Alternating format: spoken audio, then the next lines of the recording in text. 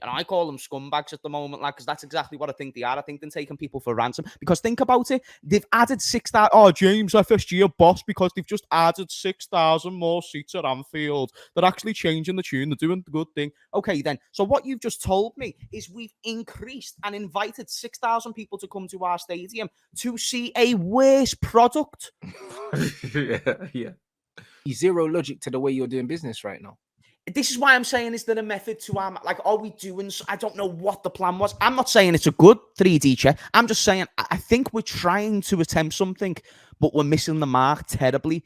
And we're not analysing the inflation of the market that whoever we go for, we're paying money for.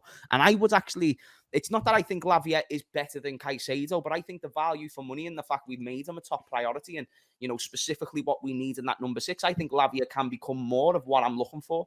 It's not that I don't rate Caicedo at all. Would I take him? Absolutely.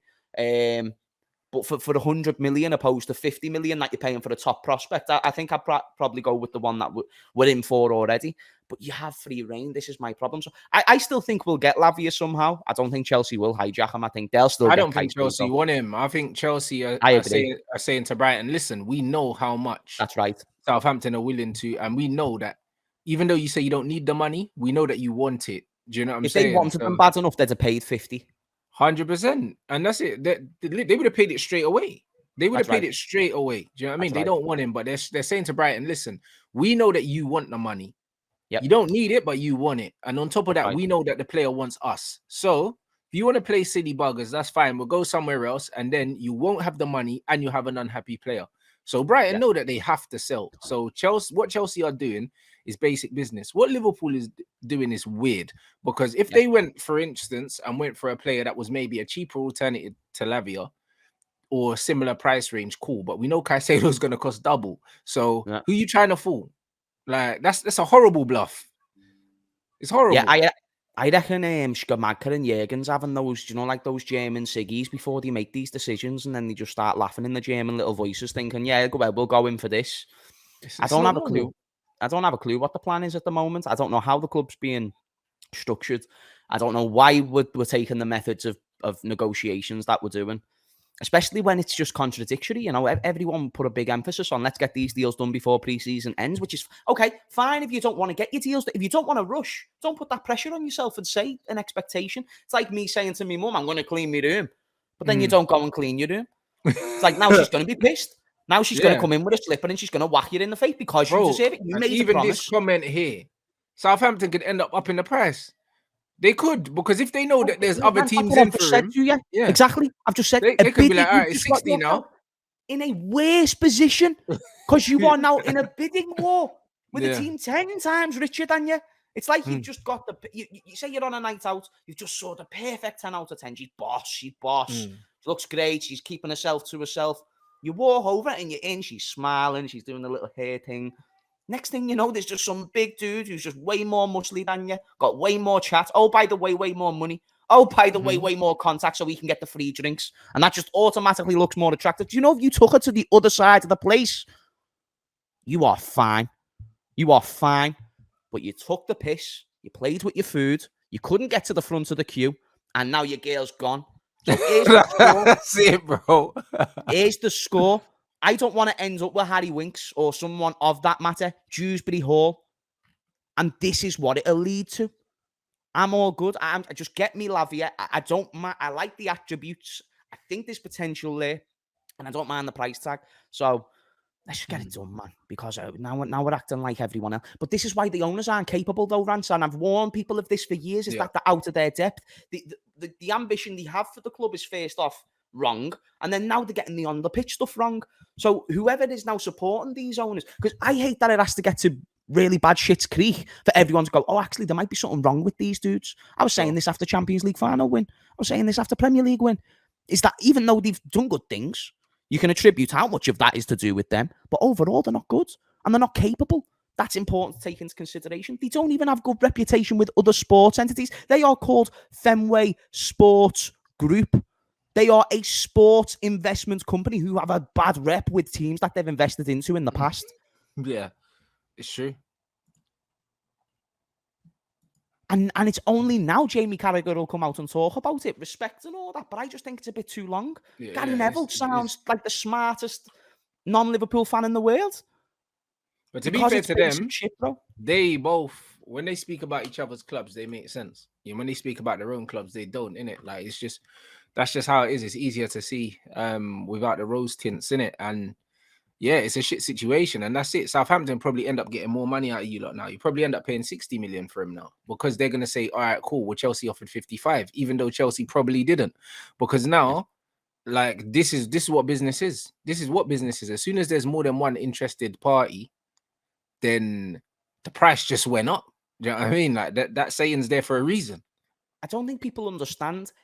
Everybody in the league has a better number 6 than what we do. Hear me out. Everybody in the league, everyone has a better number 6 than what we do. Scott Yeah, because McTominay you will don't get in have our one. team. Yeah, because you don't have a 6. Scott McTominay will get in our team. Yeah, at present, yeah, you don't have a 6. You don't have one. Who? Yeah, you literally don't Bring have back one. Mark Noble, and he walks into the number 6. No, you're right. No, I don't think people are comprehending what I'm saying. Chat, have you just heard what I've just said? I feel like everyone's just forgot that. Like, there was only a couple of years ago that we were up City's ass and we were facing Real Madrid in the Champions League. Everton have got a better number 6 than what we do. Fucking Preston have a better number 6 than what we do. I think we need to establish some really important points right now. This is bad. So yeah, man, I'm still gonna go into the season with chest. I don't give a fuck. I'm not arsed. Like, no belief at all. It's just vibes this season, mate. Honestly, I don't give a fuck. Anyone can come at me this season. Don't care. I've warned you all. Now you've got to enjoy it. You know what I mean? So when we get 5th this season, no, that's a good achievement because it exceeds what I.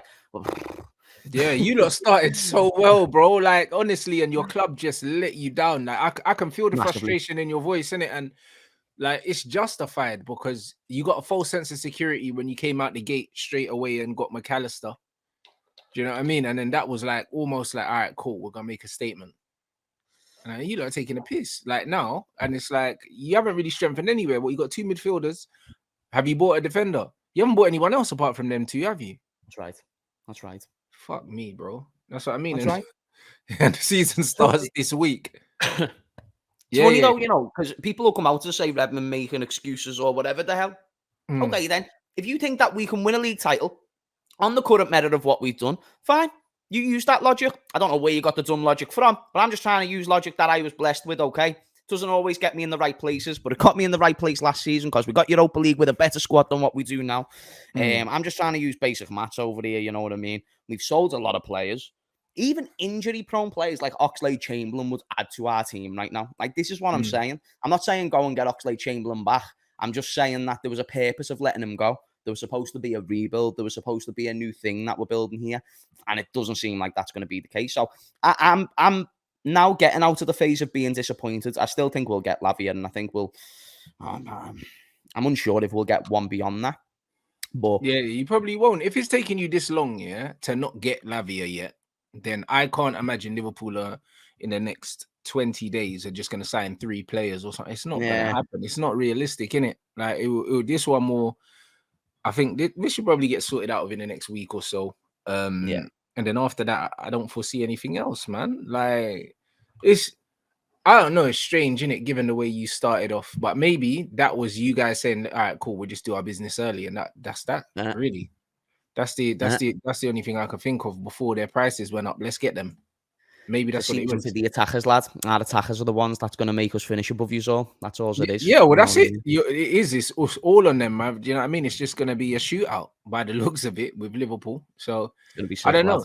It's weird, isn't it? Like, the way the window started, like, United fans were upset with the start of the window. We signed Mason Mount and we thought, this is going to be a horrible window. Fast forward now, Harry Maguire's out the door. Fred's just agreed to Fenerbahce. It's crazy. Like, we've been linked with some good players. It looks like we're gonna be bringing some players in as well. Some more players. The squad's starting to shape up. We got our goalkeeper in that we wanted.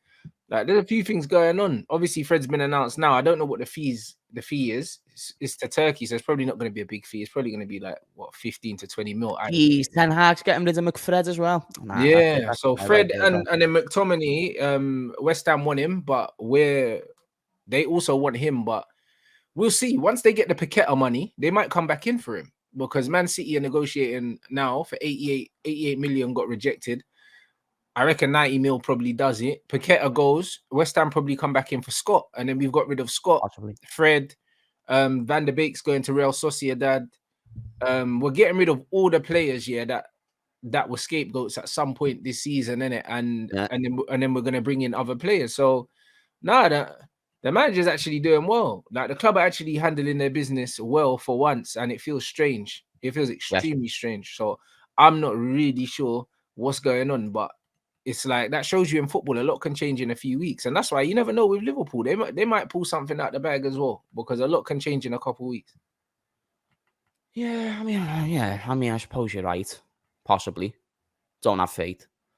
I'd love to as well, lad. You know what I mean? I like coming on here and chatting me shit. I like coming on here and causing and staying in the pot, but it's hard when you get no ammo to do so. I've got nothing to work with here. You know what I mean? We're an embarrassment on the transfer front, and defensively we're embarrassing. Okay, I can be confident with my goals, but how much the goals really mean if you're discombobulated everywhere else? That's the only place where to sit. I understand. Okay, we can't be perfect. But then I ask myself, okay, can we do more? And if the answer is yes, then that's important because that means we're not doing as much as we should. And we're a top entity, we're a top club. We've got a lot of responsibility on our shoulders in terms of the more money we generate, the more success that we do, the more that we're aligning with that culture of the football club. Whether you like Liverpool or hate Liverpool, we are literally built and known as a top team. We're not just some little man team, bro. You know what I mean? We're not a little man team. Like, we're a huge entity. You know, on a European level, the kings of England in that sense. Like, what I always reference Shankly and Paisley because people will say, James, your opinion doesn't matter. And I think it's funny because that's coming from a source whose opinion does not matter. So we agree both of our opinions don't matter. Let's actually talk about people who have got us to the top of a game, people who are actually know the taste of what it is to win. And Shankly and Paisley, ask them what they think about finishing second. You don't have to be skeptical just because they're not alive no more. They said it. They said finishing second's not acceptable. Finishing second's like finishing 20th. So listen, that's the standard that you want to get. Do you get what I'm saying? So even though I can appreciate context when we do well and say if we miss out a little bit, I'm like, do you know what? We missed out. It's just one of those things. But we went for it. Now what do we do to kick on? And every single time it's been the kick on. That's where we've disappointed. So... yeah, man. But then when you look at those things, then it starts to tell you almost what your owners deem acceptable, like what their real targets are, because like you said, kick European on. Maybe football. They don't want to kick on. European football. That's it. Bro, that's what they want. By the way, and you can get that with 50 season. I don't know if you remember. Didn't I tell you that a good while ago as well? That our ambitions is just to be top 4, but we're over exceeding. Do you remember this? Yeah. Yep. Bro, I've been saying this for a while because people don't understand how much money in which you generate in revenue when you get in those European positions. The higher you finish in the Premier League, the more money you get, and then you're getting the money from being in the competition, which is huge. And we've done very well on a European stage. We've done very well at finishing in Europe for every single season, besides Jurgen Klopp's first, which weren't even a full season. So that matters. That matters because now if they're getting more money than what they anticipate, because previous to Klopp, we were a sometimes Champions League team, sometimes Europa, but we'd even sometimes drop out of both. And that's also important because, you know, now we're missing out on your... if you've got a manager who can do that for you every single season and you're exceeding financial targets, why are you going to go and take the risk on spending 120 million on Jude Bellingham? That doesn't guarantee you to get you from second to fifth. This is exactly what Arsenal were doing with Wenger. It's literally like, it's deja vu. It's the exact same thing. Wenger was over exceeding with players like Bentner and stuff like that, kept getting top 4. All right, cool. Why do we need to give him money? Why do we need to give him money to go out there and spend 100 million, 200 million? Like in them times, 100 million window was a lot of money. Why would you give Wenger 100 million if he can get Champions League with 25? Here's why football fans are done. Yeah. So would we both agree? Football fans have a heavy influence on ownership change. Oh, of course. You're the customers, bro. Like customers is what keeps businesses going. That's right. I agree. So we all, even in Liverpool's example, there was the ticket prices thing, there was the Super League thing. Anytime we have protested against the owners, it has been successful when you and it's walked worked. out So and that that, just I shows the remember. power of the people. Point that I'm leading to, it will be the same. People base their decision making on owners based on window by window. Okay, if we had a good January, owners are back in the good books. Summer, back in the good books. If you constantly judge your opinion on your owners based on just window for window, they're always going to be able to reel you back in. The same way that, okay, then, yes, let's say United fans, when, okay, you sign Ronaldo and you sign Varane and you sign Sancho, at that time, you still don't like your owners, but you're not getting on them as much. You're going a lot more quieter. Bro, we had a protest booked, and then they signed Bruno Fernandes and they cancelled it. Bro, this is also... Oh, it's like, oh, yeah, do you know what? They might be changing the tune. So if you solely base your decision on window for window, that's when they can reel you back in. What you don't realise is that these... And I call them scumbags at the moment, like, because that's exactly what I think they are. I think they're taking people for ransom. Because think about it. They've added 6,000... Oh, James, FSG are boss because they've just added 6,000 more seats at Anfield. They're actually changing the tune. They're doing the good thing. Okay, then. So what you've just told me is we've increased and invited 6,000 people to come to our stadium to see a worse product. Yeah. Yeah, it's robbery. Okay, so good owners, you've just invited 6,000 more people, not lowered the ticket prices to see a worse product. We have less players than what we did last season. We are conceding goals for fun. And now, okay, then let's invite more people to see this shit. That's all you've told me there. So people really need to start recognising, okay, then the off the pitch stuff isn't good. They've done many things wrong, haven't aligned with it at all. And on the pitch stuff, they're underachieving. Okay, then, well, these are the two avenues that we have to analyse. They're not doing good and haven't been doing good in both. And we could probably all say that they've hit a jackpot in Jurgen that they'll never find again after Jurgen. So now it's time for them to go. But we'll sign Lavia. Let's say we go and somehow sign Inacio. Let's say we have a banging window. Somehow, they're fine again. The sound, Jamie Carragher's back in the good books, most likely. Everyone's back in the good books. So I don't like it. I want us to reanalyze how we make these decisions, because my decisions were never just about the football pitch. I would have a lot more leeway for FSG if they were getting everything right off the pitch. Do you get what I'm saying? But because they don't do that, that's my first reason. And now I'm seeing everything else go wrong. So people just need to start thinking about how they make those decisions, because, this is the problem with football fans. And this is why I said, about everything, the Greenwood thing. Football fans are fickle, James, bruv. Right. And the problem is, when you're not fickle, and you stick to your guns like we tend to do, then you get called negative. Do you know what I'm saying? Like, and that's just what it is. It's because I don't change my opinion like the wind blows, bruv. And the problem is, a lot of these guys, they don't see trends. Like, they don't see what's right in front of them. Like, I can't change my opinion, because you've done one thing. I can only base my opinion on you about what you do consistently, bro. Do you know what I'm saying? Like, it doesn't matter. If you see a fat fucker eating a salad, that doesn't mean they've changed their ways, bro. If you ate salad every day, you wouldn't be fat, would you?